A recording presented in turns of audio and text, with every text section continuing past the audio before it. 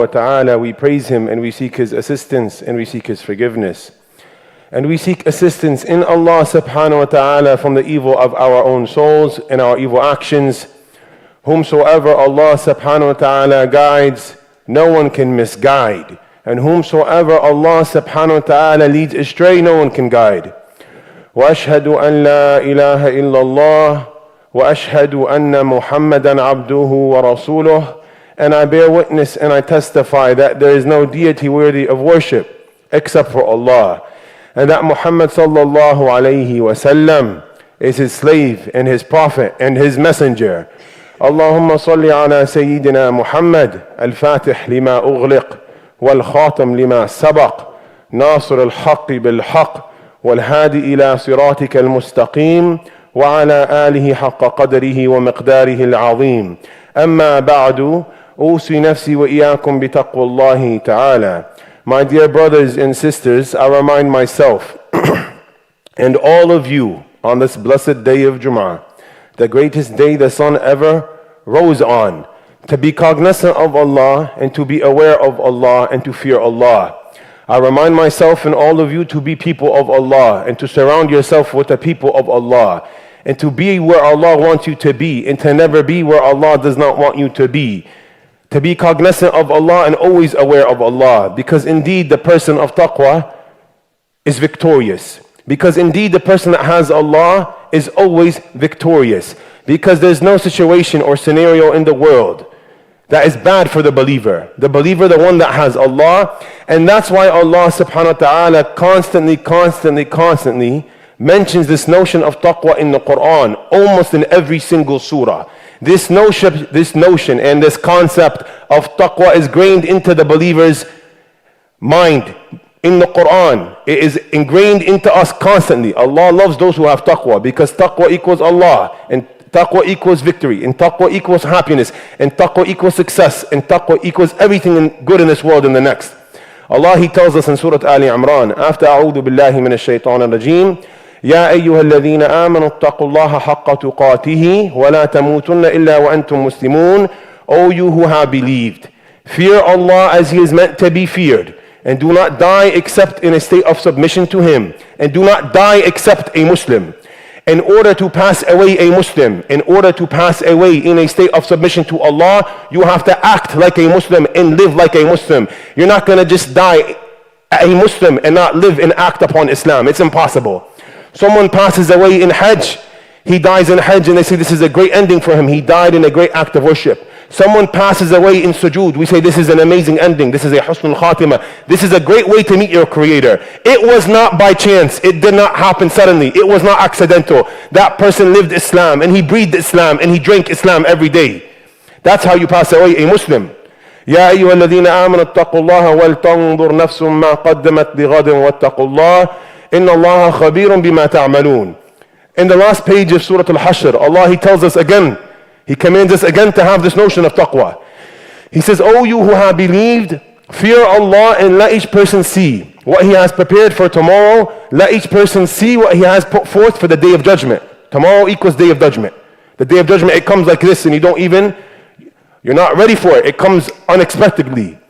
And then Allah, He says again, وَاتَّقُوا اللَّهَ إِنَّ اللَّهَ خَبِيرٌ بِمَا تَعْمَلُونَ. And fear Allah, again, 2 times, double shot in the same ayah. Fear Allah again. Indeed, Allah is all aware of what you do. Indeed, Allah knows everything. Nothing goes past Allah Azza wa Jal. Then Allah, He says in the last page of Surah Al-Ahzab, 2 beautiful ayahs back to back, again with this notion of taqwa. Allah, He says, يَا أَيُّهَا الَّذِينَ آمَنُوا اتَّقُوا اللَّهَ وَقُولُوا قَوْلًا سَدِيدًا يُصْلِحْ لَكُمْ أَعْمَالَكُمْ وَيَغْفِرْ لَكُمْ ذُنُوبَكُمْ وَمَنْ يُطِعِ اللَّهَ وَرَسُولَهُ فَقَدْ فَازَ فَوْزًا عَظِيمًا. O you who have believed, fear Allah, be aware of Allah, be cognizant of Allah, and say an upright word. يُصْلِحْ لَكُمْ أَعْمَالَكُمْ وَيَغْفِرْ لَكُمْ ذُنُوبَكُمْ. Say an upright word, and He will guide you to righteous actions, and He will forgive you of your shortcomings. And whomsoever obeys Allah and His Messenger, for indeed he has achieved a great triumph. And whomsoever obeys Allah and His Messenger, for indeed he was victorious. These 2 ayahs are very profound. Like the other 2 ayahs I mentioned, Allah, He starts off by saying, fear Allah. People of belief, be aware of Allah. Live with Allah. Be people of Allah. وَقُولُوا قَوْلًا سَدِيدًا. And say an upright word. Be firm in your speech and speak straight and don't speak zigzag. The believer doesn't know zigzag. The believer knows straight. The believer is a person of truth. Speak an upright word, be just and stand up for justice. Islam is justice. You stand up for what's right. Even if it's against your own self. Even if you have to implement justice against your own self or against your parents. The Muslim is a just individual. The Muslim loves justice. The Muslim, he breathes and he sleeps and he wakes up and he dreams justice. So Allah, he says, fear Allah, be aware of Allah and say an upright word. Speak the truth. Don't speak nifaq. Be a mu'min. Yeah? What happens if you speak the truth? And if you speak the truth, it's a conclusion of something. If you're speaking the truth on your tongue, it's the effect of a truthful heart. قولوا قولا سديدا. Speak the truth. Speak upright. If you speak upright, it means your heart is upright. The Muslim, his heart should be upright. The Muslim, his heart should be sincere. What happens if you speak upright and you have an upright heart and you're sincere and you have true belief? What happens? Allah, he does two things for you. يُصْلِحْ لَكُمْ أَعْمَالَكُمْ. He rectifies your affairs. يُصْلِحْ لَكُمْ أَعْمَالَكُمْ. He makes the facilitation of the doing of good made easy for you. He makes you able to do good. He makes you able to stay away from haram. Yani, this is tawfiq from Allah, my brother. If you're sincere and you have true love for Allah in your heart, He grants you the ability to go to Jum'ah. He grants you the ability to make wudu. He grants you the ability to stay away from haram. He grants you the ability to refrain from looking at haram. He grants you the ability to go in your car and to drive to the masjid for Isha. This is tawfiq from Allah. If you're sincere and upright, Allah grants you this facilitation. Then the second thing He does for you, وَيَغْفِرْ لَكُمْ ذُنُوبَكُمْ. He forgives you of your shortcomings and your sins. And we are all human beings. We are all humans and we all have shortcomings and sins. And we are all in debt to Allah. We are all poor. We are all impoverished and Allah is rich. Allah is merciful. We all have sins. Everyone here has a sin. We sin every day. We sin without knowing what a sin is. So Allah, He forgives you of your shortcomings. By what? By being just and upright and having an upright heart and being sincere. وَمَنْ يُطِعِ اللَّهَ وَرَسُولَهُ فَقَدْ فَازَ فَوْزًا عَظِيمًا. And whomsoever obeys Allah and His Messenger, for indeed he has achieved a great triumph. And whomsoever obeys Allah and His Messenger, for indeed he was successful. Success, nijah, falah, is in the obedience of Allah and His Messenger. There is no bad outcome for the believer. Everything that happens to the believer is good for him. We ask Allah subhanahu wa ta'ala to grant us the ability to obey Allah and His Messenger and to be true believers and to be sincere and to be people who implement justice and to be people who speak justice and to be people who breathe justice and to be people who sleep justice and to be people who dream justice. Islam is justice. Islam is the greatest religion in the world. Islam is the truth from Allah. My dear brothers and sisters, we are living in a very difficult timing.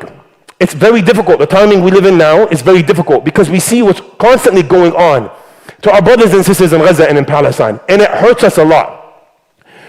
And we also see now the result of this 7-month, 8-month bombardment. And we say that the result, subhanAllah, is kind of astonishing. This result, this global awakening is astonishing. We say it's beautiful, it's amazing. We say why? We say because almost every single university campus in the United States is protesting against the criminal acts of the apartheid state of Israel. People are waking up. If I told you, my dear brothers and sisters, if I said to you last year, we're going to get together and we're going to formulate, we're going to get together and we're going to make a group and we're going to talk and we're going to prepare, to get everyone to be on the Palestinian side, to make everyone aware of this conflict, to tell people about the truth of what's going on. And by next year, at this timing, all the campuses of America and all the woke campuses around the world and all the good people around the world that love justice are going to stand up and we're going to make a global awakening and uprising. I'll tell you, what drug are you smoking? I'll tell you, what medication did you take? I will tell you, what did you drink? This will never happen. This will never ever happen. How could this happen? وَمَا يَعْلَمُ جُنُودُ رَبِّكَ إِلَّا هُ. No, everything can happen by the will of Allah. Allah is the greatest. And you don't know where the aid of Allah comes from except from Allah.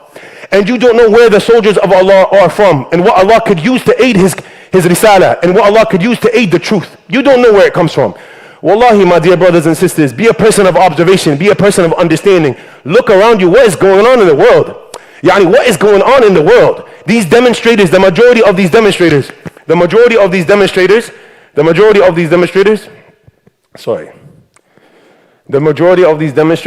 are non-Muslims, yeah? There's a lot of non-Muslims and they're all joining in on this cause and they're all supportive of this cause, and we say this is a great victory from Allah, this is aid from Allah, and you don't know where the aid of Allah comes from except from Allah, and that is the theme of this khutbah. And us as people of Islam, people of La ilaha illallah, people of Quran, we're gifted stories in the Quran that tell us of similar scenarios where Allah came and He granted victory to the believers from a place where you would have never imagined or thought of, from a place that you would have never had pictured in your head. We look at the story of Musa alayhi salam in the Quran. Musa alayhi salam gets called, he gets sent to Fir'aun, etc. He goes to Fir'aun, Fir'aun doesn't believe in him. Allah sends Musa 9 miracles. Musa goes to Fir'aun with 9 miracles. Fir'aun doesn't believe in any miracle. He continues to say, I am your Lord, worship me, bow down to me. There is no God, I am the God. Fir'aun was a jabbar, he was a taghiyah. What ends up happening, the people of Bani Israel and Musa alayhi salam, they go and they're trying to escape the persecution of Fir'aun and his posse. They're trying to escape Fir'aun and his army. They run up and they reach the Red Sea. My brothers and sisters, the Red Sea is a large sea, it's a big sea. It separates Egypt from the Sinai Peninsula. They reach the Red Sea and they say, قَالُوا إِنَّا لَمُدْرَكُونَ قَالُوا إِنَّا لَمُدْرَكُونَ They say, oh Musa, that's it, we're done, we got it, we're done, we're finished. They're right here, they're right behind us, they're 5 minutes away. We have nowhere to go, there's nowhere to run now, there's an ocean in front of us. What are we going to do? قَالَ كَلَّا إِنَّ مَعْيَ رَبِّي سَيَهْدِينَ Musa alayhi salam, prophet of God, raised by Allah, Allah taught him well. He responds to his people, he goes, nay, no, I have Allah, Allah's going to guide me. Allah will guide me to the truth. وَالَّذِينَ جَاهَدُوا فِينَا لَنَهْدِيَنَّهُمْ سُبُلُنَا Those who strive in our way, لَنَهْدِيَنَّهُمْ سُبُلَنَا We will guide them to our ways. We will make a way out for them. We will grant them victory. كَلَّا إِنَّ مَعْيَ رَبِّي سَيَهْدِينَ No, my brothers, no. I got Allah Azza wa Jal, He's going to guide me to victory. He had strong iman. فَأَوْحَيْنَا إِلَى مُوسَى أَنْ أَضْرِبْ بِعَصَاكَ الْبَحْرَ فَانْفَلَقَ فَكَانَ كَالطَّوْدِ الْعَظِيمِ Right then and there, Allah subhanahu wa ta'ala reveals to Musa alayhi salam, He sends down wahi. To take your staff, the staff that you use to walk, and that staff that you use to graze your sheep and your herd, take that staff, that stick, that dead object, inanimate object, and hit the ocean. Slap the ocean, slap the river, slap the sea. فَانْفَلَقَ فَكَانَ كَالطَّوْدِ الْعَظِيمِ And the ocean split open, and it became like a Miami Sea aquarium. And there's whales here, and there's fish here. And there's a coral reef here, and you're walking through. What is this, my brother? Victory comes from where you least expect it. وَمَا يَعْلَمُ جُنُودُ رَبِّكَ إِلَّا هُ And you don't know what Allah can use to aid you. You don't know what Allah could use to cause victory, except for Allah. Only Allah knows what He could do. So a miracle happens, and Musa alayhi salam opens the ocean, and he walks with his people, Bani Israel, through the ocean, and they cross to the other side, and they make it to Sinai safely. And Fir'aun and his people, are behind him. وَأَزْلَفْنَا ثَمَّ الْآخَرِينَ وَأَزْلَفْنَا ثَمَّ الْآخَرِينَ Fir'aun and his people, they come and they're chasing Musa, and then the ocean closes on them and it encompasses them and it kills them. And Fir'aun with his arrogance, he can't even say, now I believe in Allah. He goes, I believe in the Lord of Musa. And he's taken away and he's destroyed. وَمَا يَعْلَمُ جُنُودُ رَبِّكَ إِلَّا هُ And you don't know where Allah can cause victory or grant victory from except from Allah. What happened? They were victorious. Alhamdulillah. They won. They were victorious, and Allah He granted them victory over their oppressor from a place where you could never picture or imagine. Another story in the Quran, another Quranic amazing story. We have a story called the story of the 7 sleepers. You ever heard the story of the 7 sleepers? We say this is the Christian title of the story. We say this is the Christian title of the story of the 7 sleepers. Us in Islam, we don't know how many they were. They will say that there are 3 and the 4th was their dog. They will say that there are 5 and the 6th is their dog. They will say that there's 7 and the 8th is their dog. And Allah, He tells us in the Quran, it doesn't matter how many there were, my brother. The point is the lesson and the crux of the story. We want ibrah. We want to learn and ponder. We want the crux. We don't want minute details and genealogy and 700 pages of this is what happened in this year with this king. We don't want all of that. We want the crux and the lub. We want the great impact of the story. There was a group of believing men, young men. They believed in Allah and they loved Allah and they were people of Allah. And they lived at a time of an oppressive ruler. The oppressive ruler didn't love Allah, and he was a jabbar. He was a tyrant. And he didn't want these people to be victorious. وَمَا يَعْلَمُ جُنُودُ رَبِّكَ إِلَّا هُ But you don't know where the victory of Allah comes from, except from Allah. What was the soldier of Allah in this story? Wallahi, my brothers and sisters, it's amazing. It's so interesting. Wallahi, the Quran is amazing. They go and they run away because they're being persecuted. They run away from the soldiers of this tyrant ruler. And they come across a cave. They say, that's a nice cave. Perhaps we may sleep and hide in the cave. They go in the cave, they sleep and hide in the cave, and they sleep. They fall asleep. We go home after work, we put our head on the pillow, we make wudu, inshallah, we pray sunnah, and we go to sleep, right? The last thing you do is you go to sleep. You pray with it and you go to sleep, right? We all love sleep. Sleep is something you do every day. It's mundane. وَمَا يَعْلَمُ جُنُودُ رَبِّكَ إِلَّا هُ. And you don't know what Allah could use to aid His believing people except for Allah. Allah only knows what He can use. He puts them to sleep for 309 years. وَلَبِثُوا فِي كَهْفِهِمْ 300 سِنِينَ وَازْدَادُوا تِسْعًا. They go and they knock out for 309 years. And that tyrannical ruler goes, he passes away. The next tyrannical ruler comes and he passes away. How many years passed? 309 years passed. America's 200 something years old, right? 309 years. They wake up. They take out the groggy stuff from their eyes and they look at each other. They think that they slept one day. Everything is fine how it is. They give him money. Go take some money. Go buy something nice. Go buy a nice steak or something. Go find the nicest thing out in the supermarket to buy some nice food. So they go out to the supermarket and they find out that 309 years has passed. The person takes the money and he goes, where are you from? What is this? What miracle is this? Allah can use anything and do anything He wants to grant victory to a believing people. Third story I want to mention is the story of David and Goliath, Dawood and Jalut. We have an amazing, beautiful story in the Quran. In the last 2 pages of the second juz of Surah Al-Baqarah. Surah Al-Baqarah has an interesting story that concludes the second juz, the last 2 pages of the second juz of Surah Al-Baqarah. Allah, He speaks about Bani Israel asking the Prophet of their time to send them a king and a leader so they could fight behind him and be courageous. Because they've been oppressed for many years. They've been oppressed and they want victory over their oppressors. So they asked the Prophet of their time to ask God to send them a leader and a king. So Allah sends them Talut, Saul. Allah sends them Saul, aka Talut. Inna Allah qad ba'atha lakum Talut malika. He goes and he sends them Saul. And they say, how could Saul be our king? Who is Saul, man? He's poor as heck. He's impoverished. He doesn't have sa'a min al-mal. He's not rich. Why is Saul our king when he's not rich? This is a shallow understanding, my brother. And Allah wants to teach us understanding in the Quran. Allah says, زَادَهُ بَسْطَةً فِي الْعِلْمِ وَالْجِسْمِ وَاللَّهُ يُؤْتِي مُلْكَهُ مَنْ يَشَاءُ وَاللَّهُ وَاسِعٌ عَلِيمٌ. The Prophet responds to them because they're shallow in their understanding. They think you have to have a lot of money in Bitcoin to be a king and a leader. And that's not what true power is. Allah wants to teach us where true power is found. Where true power is found. So the Prophet responds to them that Allah granted him a great body. His physical physique is magnificent. He's beautiful. And He granted him a lot of knowledge. Of course, knowledge is good if it's accompanied by taqwa and God-fearing and God consciousness. Knowledge without taqwa is a catastrophe. A catastrophe from the catastrophes of the world. It makes you arrogant and it makes you ignorant.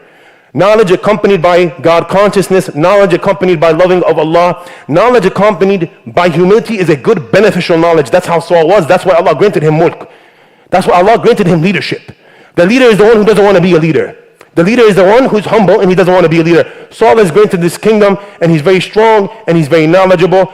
And they go out and then Bani Israel is tested with a couple of tests. They say that there was 80,000 followers of Talut in his army at the time. 80,000. And Allah tests them with about 4 tests. And after every single test, it dwindles down a little more. It dwindles down a little more until they come to the final exam. And the final exam is they come across a river. And He commands them not to drink from the river. He says, anybody that drinks from the river is not from us. And they say there was about 20,000 of them at the time of the river. And they all drank from the river. إِلَّا قَلِيلًا مِنْهُمْ. They all drank from the river except for a couple of them. They say that there was about 313 of them that refrained from the drinking of the river and they passed this test. And sometimes Allah wants to pick out the best of us. وَلِيُمَحِّصُ اللَّهُ الَّذِينَ آمَنُوا وَيَمْحَقَ الْكَافِرِينَ لِيُمِيزَ اللَّهُ الْخَبِيثَ مِنَ الطَّيِّبِ. Sometimes Allah doesn't need so many numbers. Sometimes victory, you don't need so many numbers to be victorious, but you need truth and realness. You need truth and realness. There was 313 out of 80,000 of them that were truthful, just, and real. And they followed commands and they loved Allah. Abdullah ibn Abbas, Habr al-Ummah, he says that the number of them was 313. This 313 is a magnificent number for another reason, and for another occasion, and for another battle.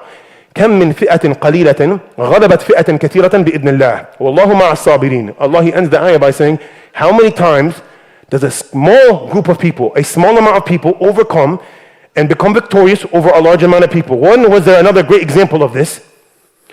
In the Battle of Badr. How many people were there in the Battle of Badr from the believers? 313. So they say there was 313 of them and 313 of the believers in the Battle of Badr that partook in Badr. Interestingly, context is amazing. Because this surah was revealed 1 year before the Battle of Badr. So Allah, He's preparing them for something that they don't know is going to happen, for something that they're not expecting. He's preparing them for greatness. He's preparing them for victory. They go out and they come across Jalut, Goliath and his army. And David is a young boy. Dawood is a young man. He's about 13, 14 years old, and he's in the army of Saul and Talut. And back in the day, they used to have something called a mubaraza, a one-on-one combat before the armies went out and fought together. Before there was an all-out war, they used to have one-on-one combat. Like we know in Badr this happened, in Uhud this happened. So now what happens? Dawood, he tells Talut, let me go out and let me be the one who does mubaraza of Jalut. They say that Saul, Talut, was the biggest of Bani Israel.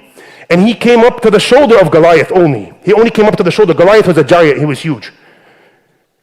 Dawood was a young boy, 13, 14 years old.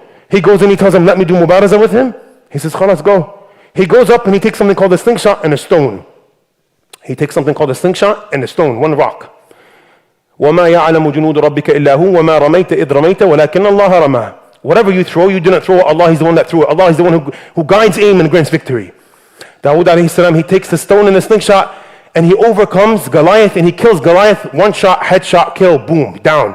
Big giant Goliath, down, floor. Dawood victorious. What? فهزموهم بإذن الله وقتل داود جالوت وآتاه الله الملك والحكمة وعلمه مما يشاء. Allahu Akbar, man. Where does the victory of Allah come from? Where you least expect it, a stone. Allah, He says, and they were victorious against them. فهزموهم بإذن الله. By the will of Allah. Everything is by the will of Allah. By the will of Allah. They were victorious against them. وَقَتَلَ دَاوُودُ جَالُوتَ. And David overcame Goliath. And David killed Goliath.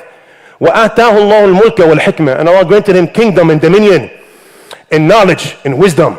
We said the greatest thing that you could be gifted is knowledge and wisdom. يُؤْتِ الْحِكْمَةَ مَنْ يَشَاءُ وَمَنْ يُؤْتَ الْحِكْمَةَ فَقَدْ أُوتِيَ خَيْرًا كَثِيرًا وَمَا يَذَّكَّرُ إِلَّا أُولُو الْأَلْبَابِ. Allah, He says that Allah grants wisdom and understanding and knowledge to whom He wills. And whomsoever Allah bestows upon with this concept of knowledge and wisdom, he has been given an abundant good.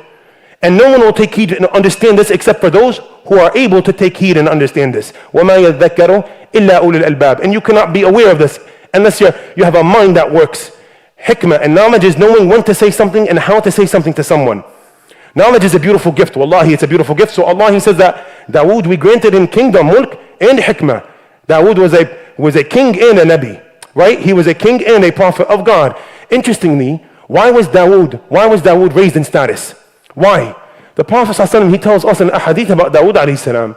He says the greatest of all fasts is the fast of Dawood. He كان يصوم يوما ويفطر يوما. Dawood alayhi salam, interestingly, had a strong relationship with Allah and he loved Allah. The Prophet says the greatest of all fasts is the fast of Dawood. He used to fast one day and eat one day. He used to fast one day and eat one day. And the Prophet ﷺ, he says, the greatest of all qiyam or salah is the salah of Dawood alayhi salam. He used to pray in the last third of the night. Dawood alayhi salam loved Allah and Allah loved him. Dawood alayhi salam was a good believing prophet and messenger, and Allah granted him victory over Goliath. We ask Allah subhanahu wa ta'ala to grant us understanding. We ask Allah to grant us hikmah, wisdom. We ask Allah to grant us istiqamah, steadfastness. We ask Allah to grant us acceptance. We ask Allah to grant us acceptance. We ask Allah to grant our brothers and sisters in Palestine victory over their oppressors. We ask Allah to destroy their oppressors. وأقول قولي هذا واستغفر الله لي ولكم فاستغفروه.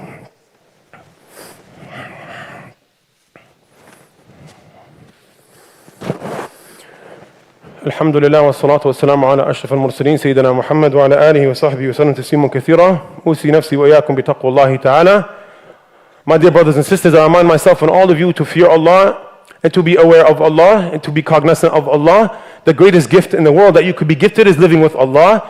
We ask Allah to bless us with this gift of living with Him and to be people of taqwa, because Allah, He loves the person of taqwa and Allah loves the one that loves Him. We talked about these three examples from the Quran of how Allah can grant victory with whatever He wants to grant victory. In the story of Musa alayhi salam, He granted victory with the Red Sea, with the ocean splitting. And in the story of the Ashab al-Kahf, the people of the cave, He granted them victory through something called sleep. And in the story of David and Goliath, Dawood and Jalut, Allah granted them victory. They granted them victory against this massive army and this massive individual with a stone, with a rock and a slingshot. Just like the people of Palestine, Faris Auda, the famous Faris Auda, he used a slingshot against a dabbaba, against a tank, and they killed him. But you don't know where Allah can grant victory from except from Allah. Truth and strength and victory is only with Allah and Iman and Taqwa. Only. The whole point of this khutbah, as we see in today, right now, Allah is granting victory to the people of Gaza no matter what happens. No matter what happens to the people of Gaza and Palestine, they won. They won. Because the whole world is awakened now. And every single person is anti-apartheid now. Every single person is awake and aware of what's really going on. If we tried to do this on our own, like I said in the beginning of the khutbah, we would not have been able to do it. But Allah does what He wants. Global sentiment is awakened now and everyone is pro-Palestine. And the whole crux is not only to be pro-Palestine, brother. We love Palestine because we're Muslim. We love justice, man. Pro-Palestine equals pro-Islam. Pro-Palestine is pro-justice. We want justice. We want adl.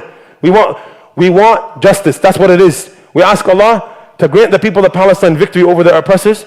We ask Allah to destroy their oppressors. We ask Allah to grant anybody that killed a believing individual nightmares in his dream and PTSD and back spasms. We ask Allah to never ever let them be happy in their life. Anybody that killed a believer with no right, we ask Allah to never grant them happiness in their life. We ask Allah to destroy the apartheid state of Israel. We ask Allah subhanahu wa ta'ala to be with our brothers and sisters in Palestine and Gaza, to strengthen their feet and to guide their aim. We ask Allah to grant us understanding and to make us people of understanding. We ask Allah subhanahu wa ta'ala to grant us a close relationship with Him through the Quran and through Salah. We ask Allah to never deprive us of the Quran and Salah. We ask Allah to never deprive us of Quran and Salah. We ask Allah to guide our children to leaving off haram and to guide our children to loving halal. We ask Allah to make halal beloved to our hearts and haram hated to our hearts. We ask Allah every day to make what is halal beautiful to us and what is haram distasteful to us.